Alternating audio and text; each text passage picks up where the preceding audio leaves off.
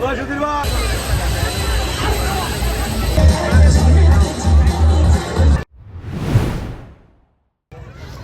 আলাইকুম। এটি একটি মেলা, দেখা যাক মেলার ভিতরে কি কি পাওয়া যায়। দেখতেই পাচ্ছেন প্রথমে এখানে আখের রস বিক্রি করা হচ্ছে।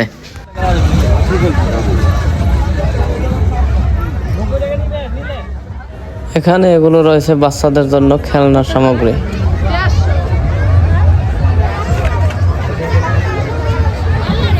মহিলাদের জন্য কসমেটিক্স আইটেম।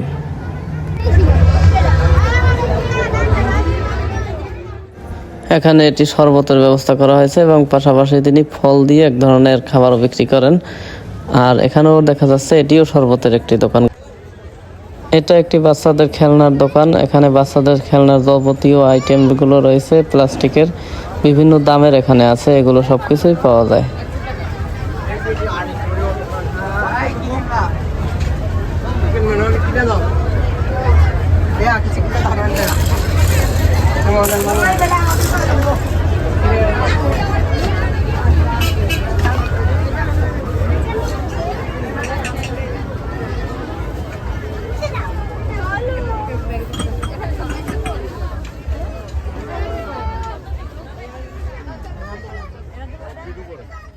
এখানে কিন্তু আলাদা আবার গৃহস্থলী কাজের জন্য যে সব জিনিস দরকার, স্টিল এবং পাশাপাশি কাঠের জিনিসগুলোও রয়েছে এখানে।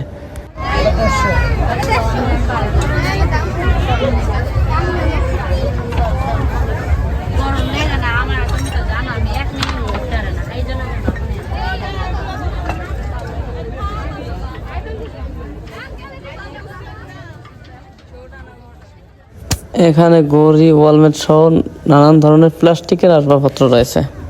পাশাপাশি আবার এখানে কিন্তু কসমেটিক্সের যে আইটেমগুলো রয়েছে মহিলাদের বা মেয়েদের জন্য, এগুলো রয়েছে এখানে।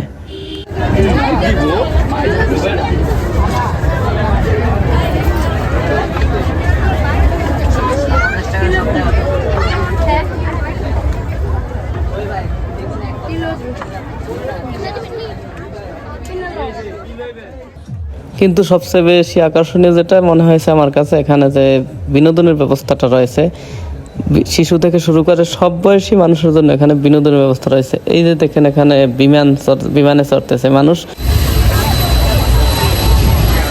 বলে রাখি, এই মেলার ভিতরে ঢুকতে কোনো টিকিটের প্রয়োজন হয় না, কিন্তু এই যে বিনোদনের জিনিসগুলো আছে এগুলো প্রত্যেক আইটেমের জন্য আলাদা আলাদা করে টাকা দিতে হয়। এটা একটি সুন্দর বিনোদনের জায়গা, এখানে বাচ্চাদের জন্য বিশেষ করে এই স্পটটি।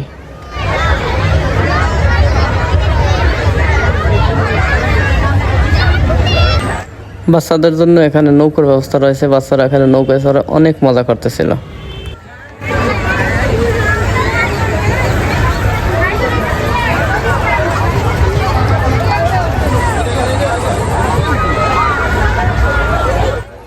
এখানে ব্যাটারি চালিত গাড়ি দিয়ে বাচ্চাদের জন্য ব্যবস্থা করা হয়েছে। এটি নৌকার আকৃতির একটি নাগরদোলা।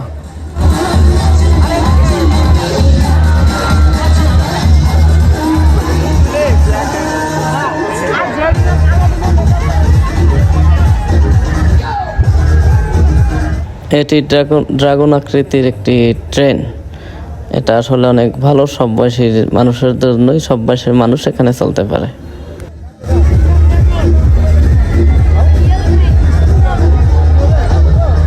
এর পাশেই কিন্তু আরো একটি নাগরদোলা রয়েছে। এটি একটি দোকান, এখানে সব ধরনের খাবার পাওয়া যায়, বিশেষ করে মিষ্টি জাতীয়, যেটা জিলাপি থেকে শুরু করে লাড্ডু থেকে শুরু করে সবকিছুই এখানে পাওয়া যায়। আপনারা দেখতে পাচ্ছেন এখানে ভিডিওর মাধ্যমে।